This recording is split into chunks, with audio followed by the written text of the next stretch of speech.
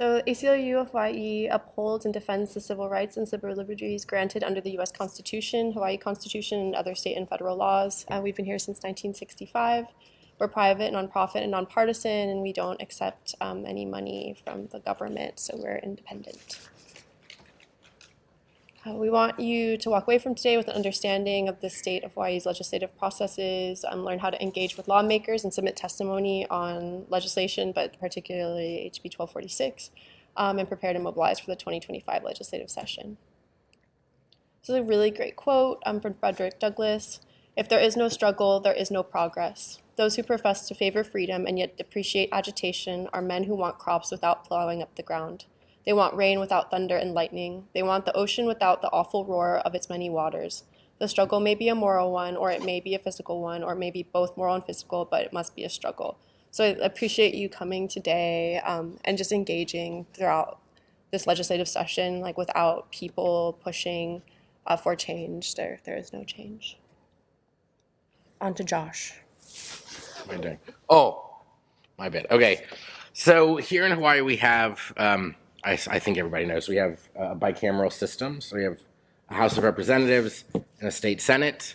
The House is made up of 51 members, and the Senate's made up of 25 members.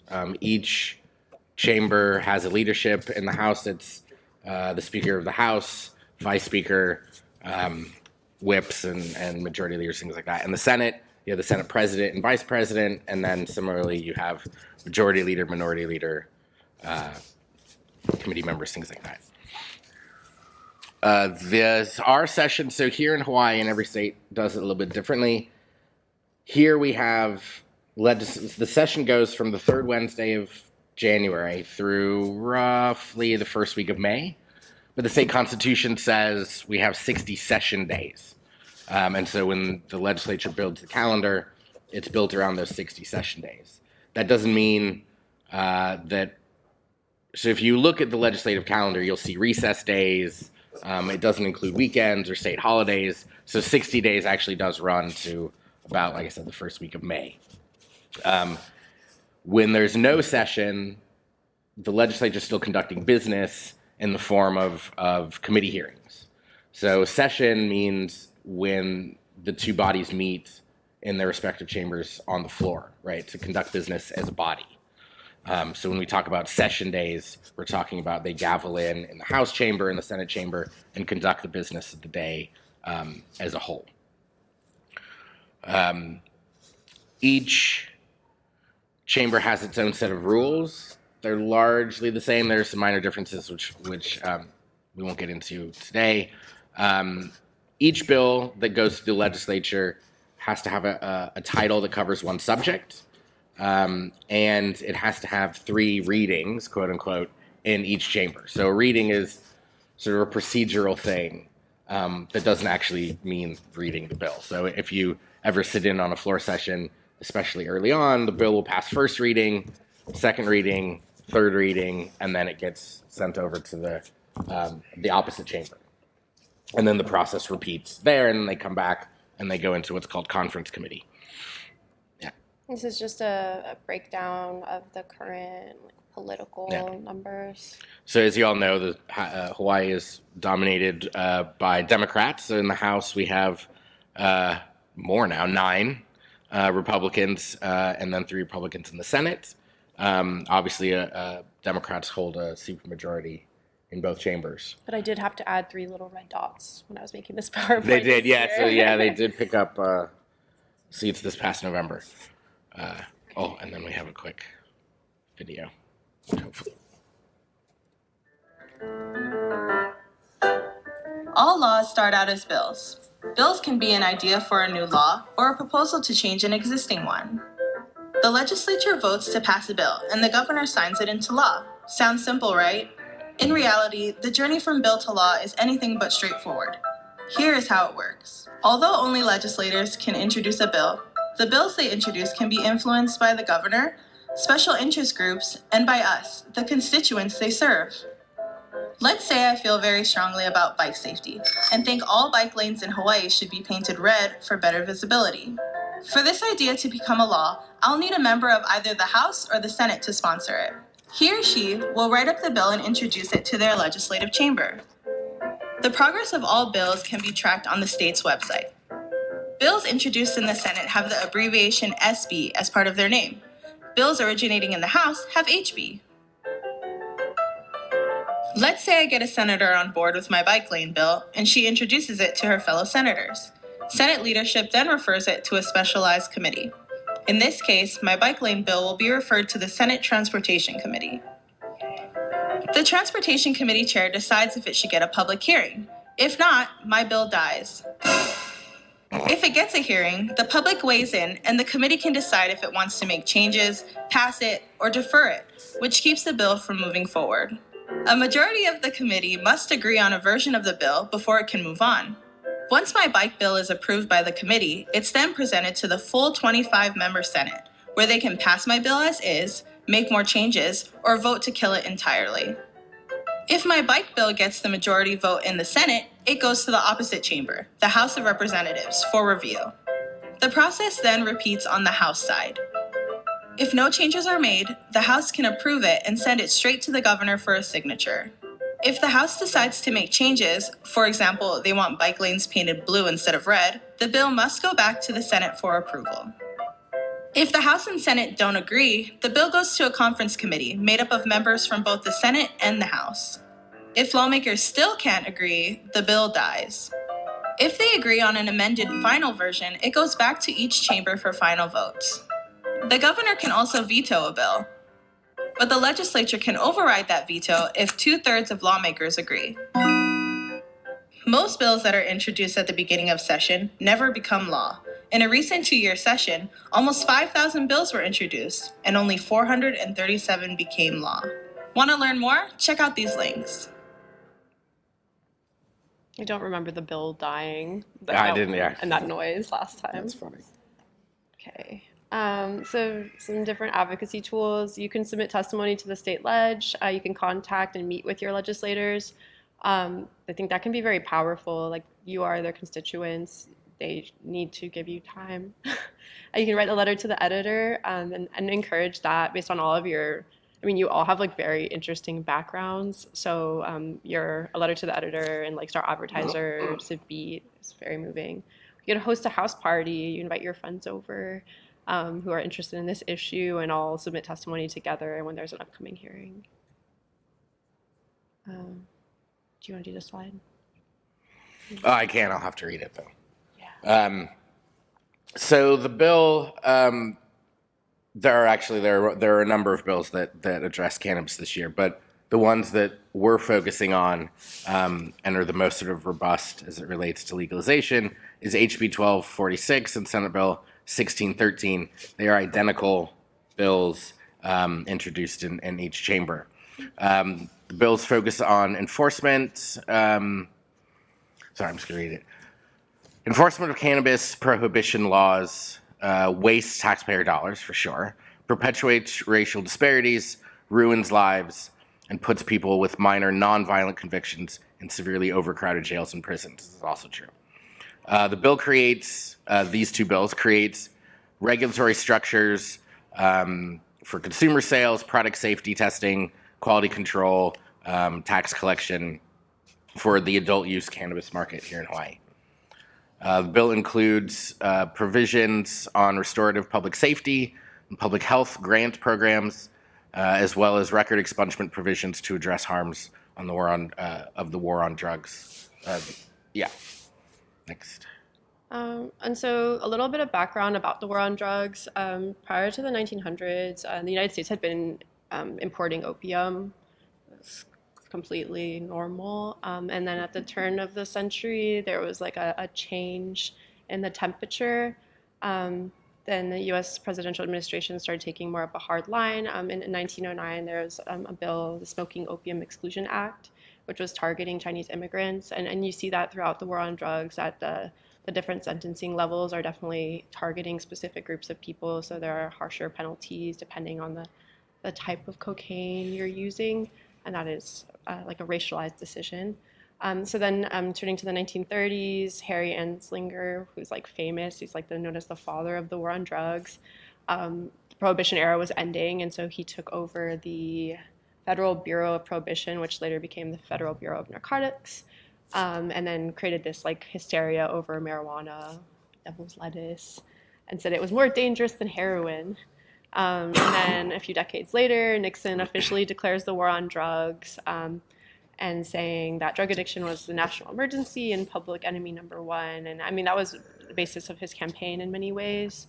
And then implementing that, it had like awful effects. So between 1980 and 1998, the new admissions of drug offenders to state and federal prisons reached 1.5 million total, and that's like deemed the new Jim Crow. So really wonderful book. Or you can look at the documentary 13th. It's kind of like a documentary version of that book, but the just a new form of social control and criminalization, specifically of like Black, Hispanic, and Indigenous peoples.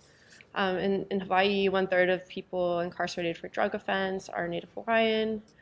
Black individuals are 2 to 4 times more likely to be arrested than white people in the United States. And in 2019, Hawaii arrested 900 people for marijuana possession.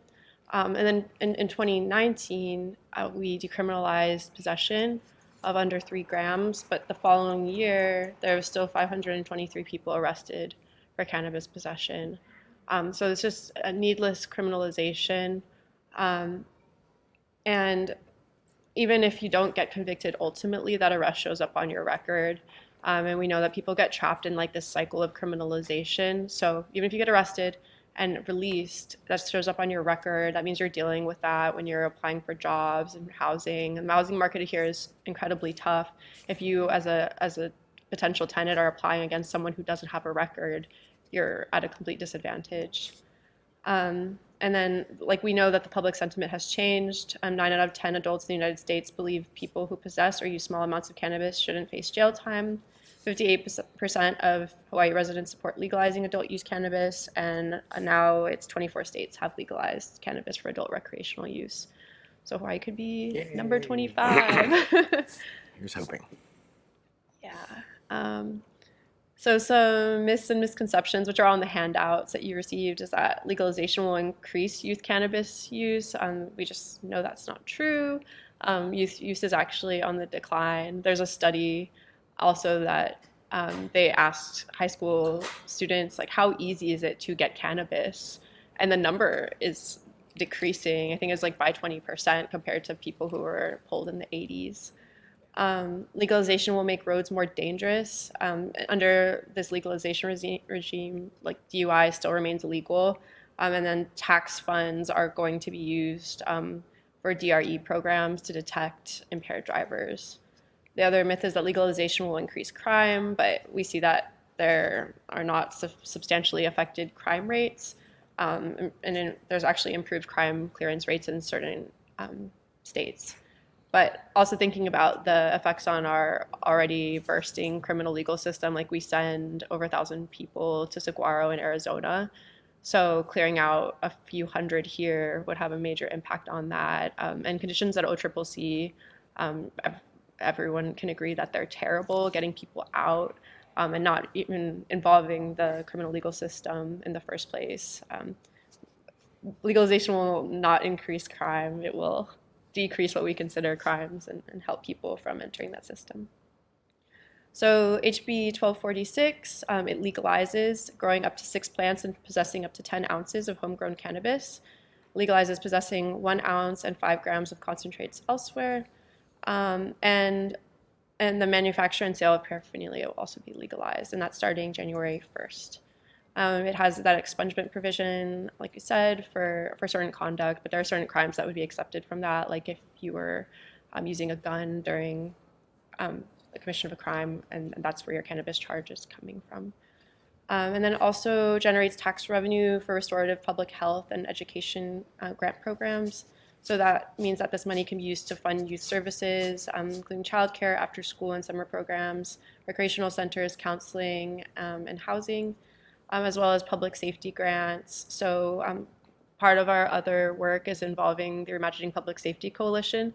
So that means thinking about public safety from a non-law enforcement perspective and thinking about how public health measures should be implemented, specifically like alternative crisis response models. So having a counselor come to like a crime or a call and not necessarily relying fully on the criminal legal system. So these public safety grants can be used for co-response programs with counselors, mental health and first aid training, homeless outreach, food banks, and housing aid.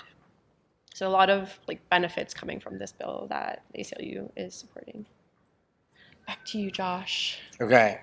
So if you want to track the legislation, if you want to testify in the legislation, read the legislation, see how other people have testified, this is the website, capital.hawaii.gov. It is a really powerful tool and very easy to use if you've never used it.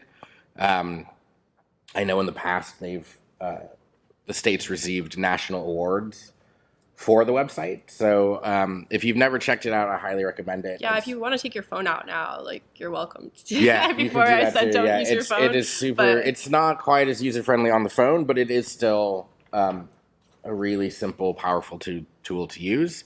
And with it, you can submit testimony, you can track legislation, generate your reports for yourself on that legislation, and then look at legislators and the bills they've introduced. Next.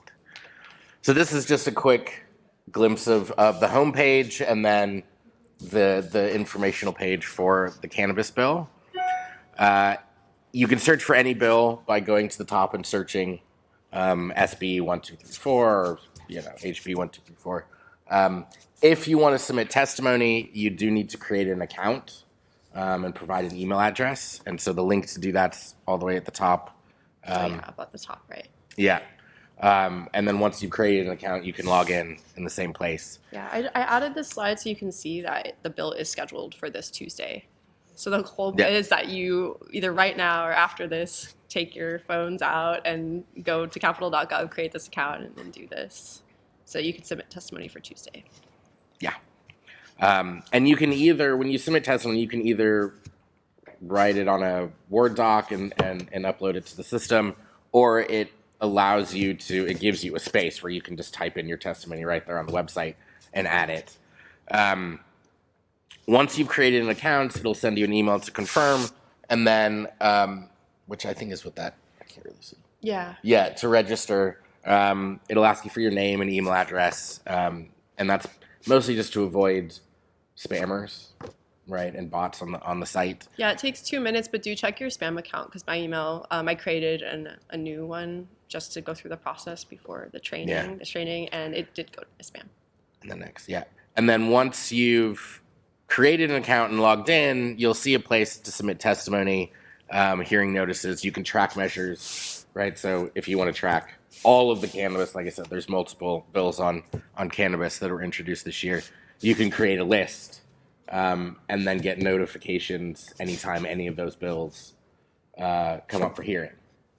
The way it works is notices are put out 48 hours in advance. So you've got not a lot of time, but a little bit of time before the hearing to submit testimony. Testimony can be, in reality, testimony will be accepted right up basically until the time the hearing starts. After that, it gets a little trickier. But ideally, you want to get your testimony in 24 hours in advance. Otherwise, it's marked late. Doesn't really mean anything, but it just means you might not get called if you're at the hearing. Is there a preference for spoken testimony over written testimony? So you always have to provide written testimony. So even if you show up at the Capitol, and you hear about a hearing and you walk in and give oral testimony, they're still going to ask you to submit something in writing, mostly just for the record, right? They want to have something in writing for legislators to look at, for the public records. So yeah, you should always at least do written because they're going to ask you for it. They just stamp it and it says, like right here on the app or in the application, and when I go to the Capitol and testify in person, it's just done. Yeah, so if you submit it online, if you submit the written testimony online, you can they'll basically have your name in a list, right? And then when you show up, they'll sort of go through the list of names. So when you submit testimony, it will ask you whether you're going to give testimony in person or not. And in-person testimony, you can do it remotely. So you can, log into Zoom and submit testimony orally from your, office. Is there any advantage of listing your representative when you say I'm from this district, so they know who you are? I mean, there's no harm in doing that. I don't think there's probably no value added, especially if your particular legislator isn't on the committee. But if they are, I always put my zip code, and I always say, like, I'm from this part of town also. Yeah, I mean, there's no harm in doing it. So if you want to let people know, yeah, absolutely. Well, I think too, I don't know how many people in this room have given testimony, but we have to remember too that, like, maybe to all of us, like, this is my number one most important topic, right? But to them, they're seeing so many different bills over the course and reading so much testimony, they're really skimming it. And so, like, maybe you do like 2 sentences about, like, maybe who you are, what zip code you're in, but then if you have recommended amendments, to, like, bullet point those so that skims right at the top instead of just word. I don't know if you guys reciprocate. That's a yes. Like, but I think formatting and obviously language is important. Yeah. So there's generally a format that people follow when they submit testimony. So the name of the committee at the top, your the bill number you're testifying on, your position, right? Support, oppose, comments. And then you sort of address the chair and vice chair of the committee and committee members. And then in the first paragraph, you sort of reiterate, I'm here testifying on Bill, 1246 in support. The bill does X. And then from there, you can sort of go on and say, I live in such and such community. And template that we can all follow. Yeah, I'll be on the next slide. So this is what when you type in the bill number, so we'll go back and you hit submit testimony. So this is what your menu will look like. You enter the bill number there, and then what you see on the right side, you put your name, whether you support, oppose, or comments only. Sometimes if I'm supporting a bill, but I do have recommendations, I'll still put support because I don't know that they're actually going to read it. I guess it really depends on your position on whatever bill you're testifying on. You could select comments only. And then if you're testifying as a citizen or on behalf of an organization, and then at the bottom you see there in person and submitting written testimony only, or if you want to testify via Zoom. There's been a suggestion that you always select via Zoom. That way you get the Zoom invitation.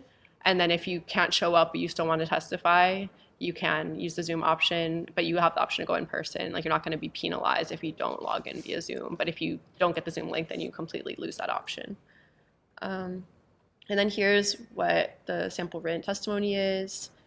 So we want you to introduce yourself, the issue, and say if you're in support or opposition. Tell your story and explain why that issue is important to you.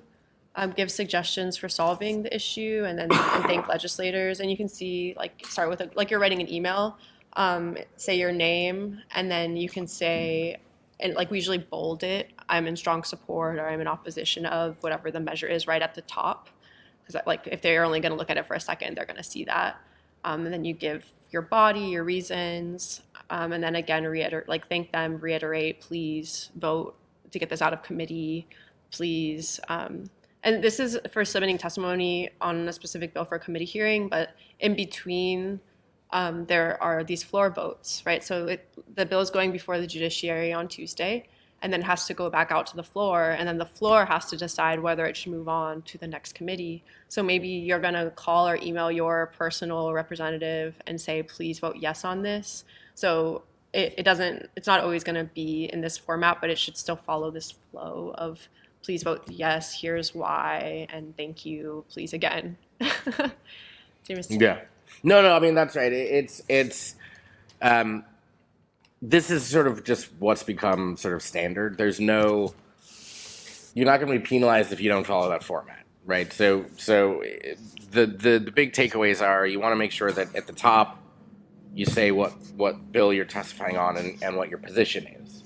And then say why you support it or oppose it or whatever. And then and then sort of at the bottom, you ask them to support it again. But that's just, mostly because that's what they're used to seeing. So it's easy for them to sort of process it. Especially on bills like this, where there's going to be a lot, we expect, of testimony. So if they're reading hundreds of pages of bills or of testimony, it becomes easier for them to sort of go through if they're more or less laid out in the same way. Yeah. And then so once you've submitted the testimony online, it sort of tracks your progress. So anything you've testified on, you can go back and look and make sure. So it says it'll give you a list of everything that you've submitted testimony on, and then what your position was, and a link to the testimony itself. Yeah. So when you put your name in, is that public knowledge? Yeah. Okay. So what about using a fake name? Does that negate the whole testimony? There's no way to verify. There is no. Well, so yeah, I mean, so when you register on the Capitol website, it asks for a name and an email address, right? And these are required fields. You can't register on the website unless you give that information. Now, it's been a while since I registered, but I don't believe there's no checking of names, and it has to be a legitimate email address because they're going to send you a verification email. But like if you don't want to use your full name, you don't have to. You can use an initial. I've seen that before. But yeah. Yeah, but valid concerns. It goes into the public record. It does. Is it searchable by Google? Like, is it online like that? No, well, ish, yeah. I mean, I have found, searching in Google, I have found testimony. So it is there, but it's interesting. It is public record. It is, yeah, and it warns you when you submit the testimony that once you've submitted it, you can't take it back. What about the email address? Is that also public information? So no, that unless you And put it in your like testimony. in the testimony, Okay. that information isn't forward facing.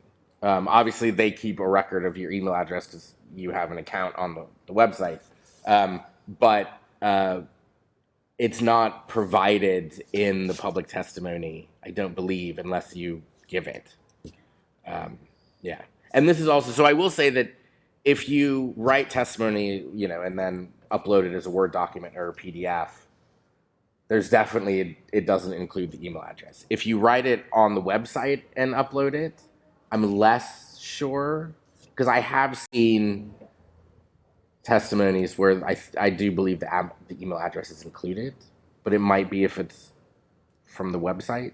I'm not 100% sure. I always write it out and upload it because I do it on letterhead and I want it to, have some level of professional whatever, but, people can do it however they want. So if you want to be absolutely sure that information isn't added to the public record, I would recommend that you type it out in a Word doc, save it, and then upload that file to the website. Yeah. I'm looking at it. Yeah, so I think I should show you, but if you submit it through the website, it looks like this, like standard, versus like a letterhead. Like here you can see the Environmental Caucus for the Democratic Party uses their own letterhead, so they uploaded that, but otherwise it will look like this. It does not include your email address, but it does say your name, if you come from an organization, whether you support, and the form of testimony that you're submitting. And the other thing I'll say is in recent years, since COVID, they've all of the committee hearings are streamed live, and they're recorded on YouTube. So in addition to written testimony being part of the public record, if you testify in person at the Capitol or if you testify via Zoom remotely, that also is recorded and saved, and people can go back and watch it whenever they want. But that means also you can watch the hearings. So even if you don't want to testify or I mean, it's if you're really worried about privacy, these are just things to consider. But they're also helpful tools for. Sorry. It's okay. It's a good question. You want, that's okay. Yeah. But I mean, hopefully that's what adult use also brings too, right? Is the ability for us to like come out and not to have those fears. It breaks that stigma down. we're all just patients trying to get access to our medicine. Yeah. You know? So some guidelines for testifying in person. Want to keep it to 2 minutes. Follow the same format as you did for the written testimony. Like have like an kind of like an outline or path. Be brief and clear. Don't try to talk about every single reason why cannabis should be legalized. And highlight the issues most important to you. And then if you identify a problem, I specifically say that with comments a lot of times because sometimes people submit critiques and then the lawmakers are saying like, well, okay, now what? So it's actually helpful if you have another bill like from another jurisdiction, or you could just copy and paste the language and say, I don't like this provision. Here's what you should put instead. And that's very helpful to them because they'll just grab it and make that amendment. Some additional resources. We have the public access room. It's so great. If you ever go to the Capitol in person, you can go hang out in the public access room. They have so many resources. They have Wi-Fi, charging stations. But also, if you have any question, you can call them. I've called them. So Yeah, I mean, the public access room is, I think, the only one of its kind in the country. So this is another way where Hawaii, excels. The staff are incredibly friendly, incredibly helpful. They have computers. You can write testimony. You can submit. You can print out testimony there. They have lists of legislators, of office managers. They have all sorts of useful resources for sort of getting around the Capitol and understanding the process. And like Emily said, you can always call them, email them. Super helpful, super friendly. And they do trainings of their own. Not usually one-on-one, but if you wanted to host a house party with 15 of your friends and invite public access room to come and do a training, I don't guarantee they would, but I'm pretty sure that they'd be willing to do that. we would if you want that. Well, that's, Yeah. I will show up. We also have the Capitol website and then our website, and then just that very complicated graph flow chart of how a bill becomes a law again. That's all right. Some hard truths about advocacy. Being right isn't enough. Sad stories aren't enough. Demands without power are also not enough. Action without analysis of power, like who in the ledge has power right now where the bill is in this committee. Like you have to understand how all of that is working as you're going up to testify and advocate. Exerting power comes with risks, like putting your name publicly. I actually do Google my name sometimes, and I've testified a lot, but the testimony doesn't come up. But sometimes when I'm Googling for resources and I type in like DLNR, their testimony does come up. So. Yeah, I mean, I've testified. I mean, I've done searches for like particular bills, particular issues, and I will occasionally, Google will generate a result to a testimony. Yeah. So And nothing stays won without organizing and people power. So really like you all coming and showing up and telling legislators, this is important to me and this is what I care about. It does have an impact. And that's what we need to get this done. Some pro tips for advocacy: know your audience. If you're talking to a certain committee, maybe they're more concerned. Like first, the committee is judiciary, but then it's and ag. Yeah. So they're going to be concerned with judicial and agricultural issues, but then it goes to consumer protections. So those committees might be more focused on different aspects of the bill. And also legislators are people. So they have personal concerns that you want to speak to. It can be helpful to Google someone ahead of time if you're going to meet with them. Share your personal experience, your personal story, and your personal knowledge, because there's so many people testifying, like what makes your story unique. You have your own perspective to contribute. Like I said, do your homework, use data. Like I think both storytelling and data have strengths. Like a perfect testimony, I think, has a little bit of both because we all are like left or right brain people. Seek to understand opposing arguments and find common ground where possible. So if you can understand and anticipate those opposing arguments and use your testimony to combat them, that can be really powerful. But also highlighting what you have in common. Like you can say, yes, I agree, public safety is a concern and we want to make sure kids are not using cannabis and driving. And that's why this bill has these grant programs that will do education for youth. So you want to just highlight that.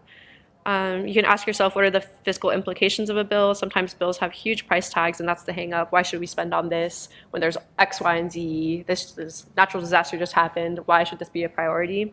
Can I ask a question about that? Last year, I went to a presentation by, like, I think it was Mayor Blangiardi and Steve Alm, and it was sort of prohibitionist, like, we can't legalize this sort of thing. And I think they said that we can't afford it. And I was just curious, is there any state that's legalized that can't finance the inspections and the people that administer Well, this program? so I was in the audience for that as well, and it was a circus, to be sure. Yeah. But what I would say is they say, right, they take the position, Blangiardi and HPD and all the opponents say we can't afford it. But what they're really saying is they don't want to spend the money on it, right? Whenever the state builds its budget, it becomes, we say and tell people that the budget is a moral document, right? It shows us what our priorities are, right, as a state and as a society. So we can choose to spend, revenues on whatever we want, right? Blangiardi says we can't afford it because we have to spend money on, I don't know, law enforcement maybe, or whatever, right? But I thought that it pays that. I thought that's what you Well, so there are, so it will, the goal would be for it to eventually have the program be revenue neutral and then, have it generate additional taxes. But there are upfront costs that the state's going to have to eat, right? Right. You all of the systems for tracking, all the systems for testing, right? All of that. So it will cost money. And I don't think, anyone's saying that it's not. But in terms of what the price tag is, right, versus the benefit, right? So it's what I would say is Blangiardi is saying the costs exceed the benefits, right? And so we can't do it, right? We would say the opposite, obviously. Do you have the data for that? Do I have the data for the cost benefit?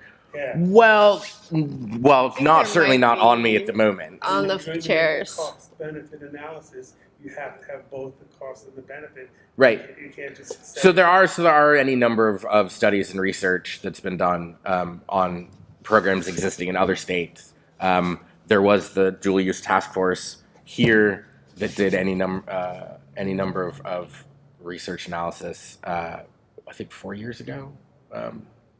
The task force, including what it would cost, including revenue projections, use, outlays, things like that. I don't have that information in front of me, but yeah, you're right. We would need to. Yeah. Like an example would be like Maryland, right? They had something that was a $7.5 million startup cost, and they enacted adult use in a year. Yeah. So that's what the considerations are. Like you could think about okay, I think last year's bill was 40 million. And then I don't know what this year's is, but that's just an example, and they have successfully deployed to dual use. Yeah, and why, if that's a concern, why don't they just let the existing dispensaries sell for the first 6 months and just to recreational customers, tax those people and just use that as startup cost? I don't know. Anyways. Well, so those are sort of policy decisions and debates that certainly should be had, and they I imagine there will be a lot of conversation at the hearing next week. But those are policy decisions, and everyone's got a different idea about how to proceed and how to implement and that sort of thing. Do we as constituents have a say in that? Or you know what I mean? You can write that in your recommendations. You know what I mean? Is that?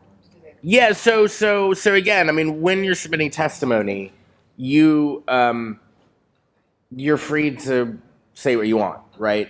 If you have recommendations for how you think the bill should be implemented, or certain provisions that either exist that you don't like that should be removed, or provisions that aren't in the bill that you think should be included, right? Your testimony is your opportunity to sort of share that information and those ideas with the committee members, right?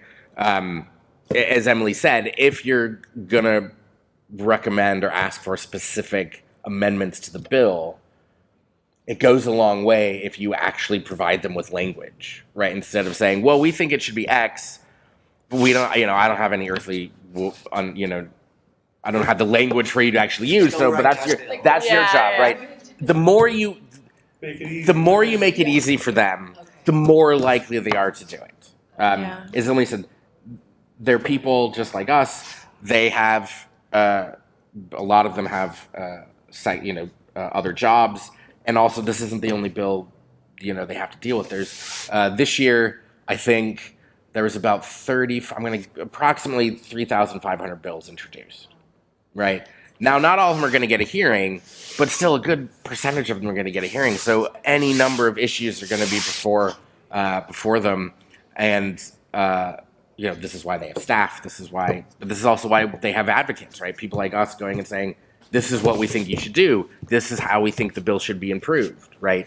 And providing them as much help to do the job in the way that we want it done is good.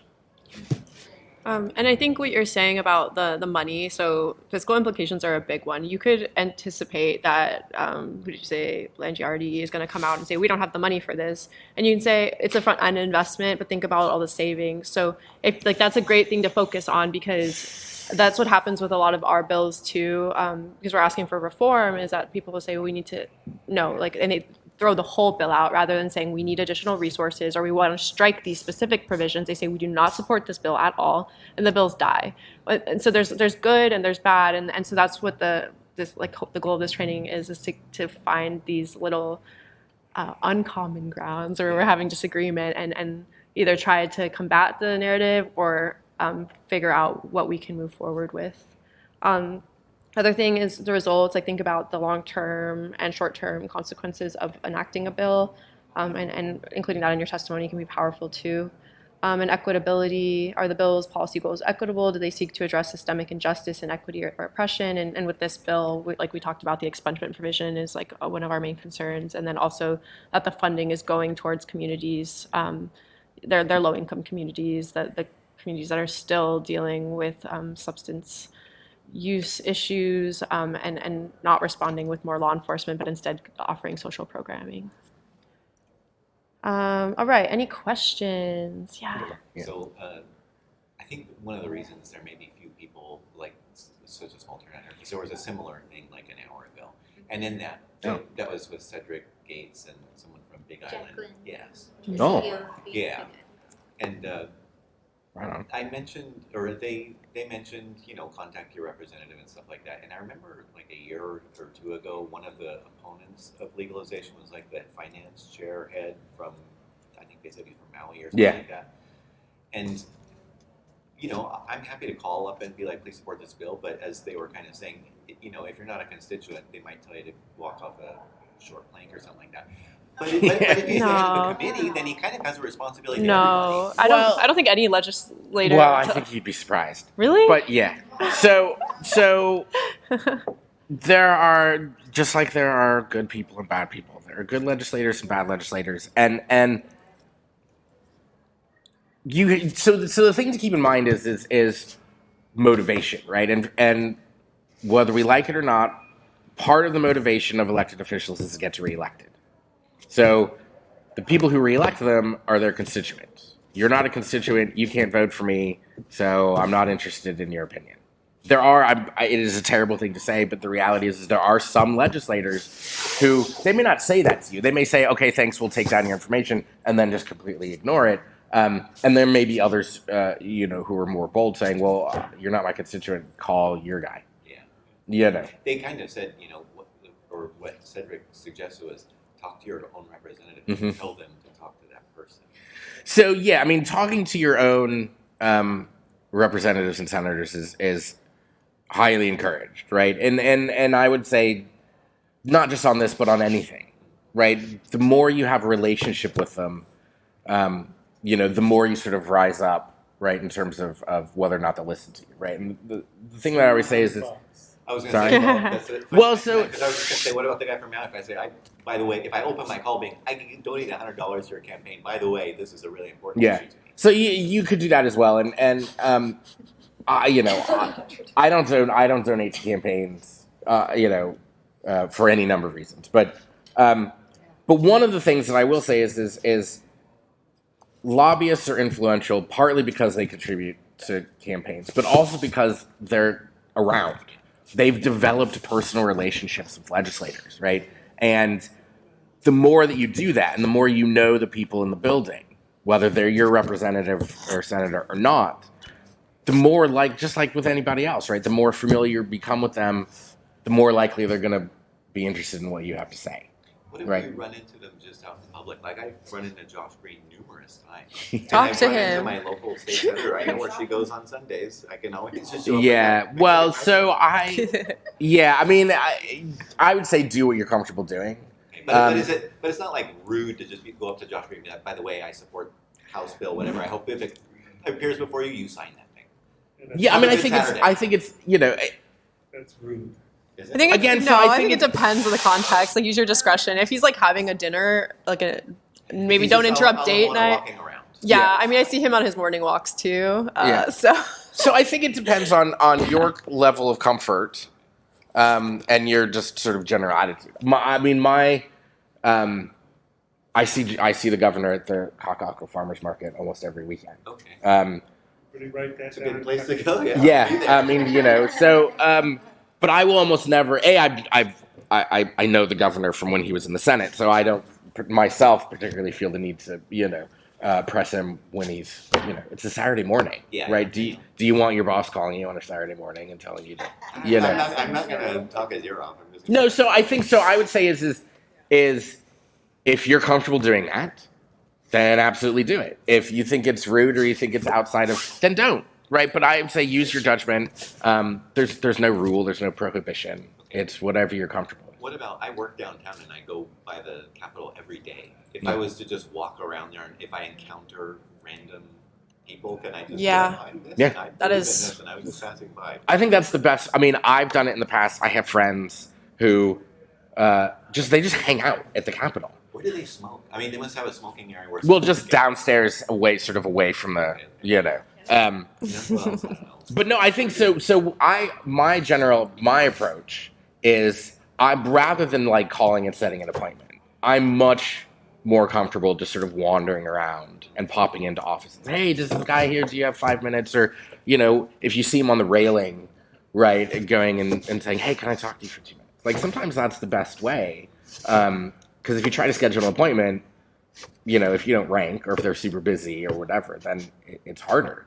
But yeah, if they're wandering around, you catch them in the men's room or whatever, you know, I'd say if it's in the Capitol, it's all fair yeah, I game. feel like the Capitol. That's my attitude, right? I that's like a where good you way get of those putting it. cucumbers and then be like, oh hey, yeah. Right. It's that's their office. That's their place of business. That is to me the easiest and the best place to sort of have those conversations, rather than if you see them about time, if they're with their kids or if they're beach. It's like, do you want to be bothered while you're at the beach? See him at the farmer's market. You're the 100th person who said, I want you to talk about this, I want you to talk about that. But remember, we elected him and we made his salary. Yeah, but he doesn't remember everything that you do. Well, this is also- An envelope with $100 in it that says, this I'm is not what I'm giving in. him $1. This is what I'm paying for. Yeah. Yeah. So Are you allowed to bring, like, I don't know, because you know Hawaii, like, whenever we do things like gifting, just like Manakua Nope. and other stuff? No. Okay. Nope, That's- that's- So you used to be able to do that. Oh, 'cause but it's in- free it- gift. Because, yeah, so they've really tightened up the gift laws. So, yeah, I mean, when I worked in the legislature, you know, 20 years Call ago, it what it is. It's a bribe. legislators people would walk around and, like, we never went out for lunch during session because people were constantly bringing us food. It was great. But now that doesn't happen anymore because, yeah, it's considered a gift and you've got to be careful about And I have one more question. Yeah. Give them the bribe. The collective, when you were talking about the house party, like for me, it feels like a repetitive collective voice might be more like hands off, or is that something good? Like, oh, they have to like skim through the next 9, you know, submissions that are all the same. Like, is it like personal opinion, or is it okay to have that like house party collective voice? Well, so there's different views on this, right? Sometimes, you know, there are people who say volume is good. Right, so it's harder to do now, but back in the day, you know, there'd be basically template testimony, right? And you'd sign your name, and then the system would send it off, and you'd have 300 pages of identical testimony, right? And having worked in the building, I can tell you that more often than not, when they see those things, they really just do a tally. Like, then it's just a number of people. But there is value in that, right? On the other hand, personal testimony that tells a story that shares a personal experience is obviously harder to do and harder to write, but can be equally or even more powerful, especially if you give it in person, right? So it just depends. There's different avenues depending on what you're trying to accomplish. I think what you said too is that in person, I think is the most impactful because you just like again the reading, they don't have enough time. Like I went to Cedric and I just asked him that, you know, like, hey, like, how do you read my testimony? And he was just like bullet points. Yeah, he's like, we scam them. Yeah. He's just being honest, which is fair. No, that's but true. In person, they have to listen. We have a captive audience. Yeah, there's so just in person's way more powerful. And I know you still have to submit written, but like you like taking the time to go down there, they can't not listen to you for 2 minutes. Right. Well, I mean, they can, but they do. but it is harder, right? And so the other thing that I would say is if you've submitted testimony in writing, and you're there to give it, or if you do it on Zoom, don't read your testimony. They have it. If they want to read it, they'll read it, right? You can either summarize or highlight from your testimony, or you can say, you have my testimony, but I want to tell you this story or this thing that just happened to me, right? Because they have the testimony, and it annoys them. It's like, why are you reading verbatim the thing that I have in front of me right now, right? So either summarize, highlight, or share a personal story, right? I just, my Nana just had this thing happen to her and it was terrible, right? I've seen legislators change their minds based on those sorts of testimony. Yeah, the really personal, touching. Yeah. Like I'll die without my medicine. Yeah. Okay, since we're out of time, we have 3 events coming up. One is about midwifery. That's Monday night online via Zoom if you're interested in learning about that. That's one of the ACLU issues we're working on. We have a Know Your Rights ICE agent training on Wednesday night. And then on February 11th, we'll have a cannabis talk story. So that's more maybe relevant to this group. But we'll be emailing that out. And so if you're on our email list, you'll get the registration link for that. Also, we're doing this raffle. So if you haven't already joined the raffle, you scan the QR code. This will add you to our email list. And I'm doing the drawing in less than an hour. Is this email list, so there was somebody from ACLU speaking at one of the panels yesterday, and she mentioned I could get on an action list. So This is it. Yeah, This it's the is it. same. Yeah. And raffle list. Okay. So Great. I'll try to get one of those shirts. yeah. So I'll leave this up now. But yeah, we'll just hang out. I have shirts and mugs for you all if you want. So fill this out. And if you have any questions, we'll just hang out here for a little longer. And we're at the table. Thank you guys so much. Yeah, thank you for coming. Thank you. It's very reasonable. Thank you. Can I ask one more question? Yeah. So, just out of curiosity, like, what does it cost to run for a state house in Hawaii? Like, what's the average? So I don't know. We should be doing this nicely. So typically, what I'd say is on average, to be competitive. Like you can run a campaign really on the cheap, but to be competitive, for a house race, it's I'd say 30 to 40,000. 40,000 for one cycle. Yeah, and for a Senate race, you basically double it. Does it matter Less than if your I thought. competition? Does it matter if you don't have opposition? Like my No. district, I have one who's never been opposed, and I feel like Can I ask who your representative? Yeah, Ward.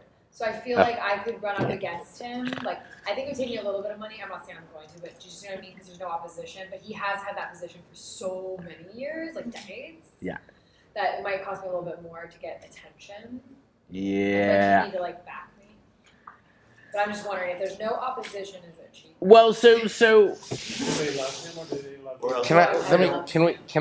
can we turn this off? They don't I'm happy to answer these questions, but I don't want to do it on camera because it's not technically something that we should be talking about. Where's our technician?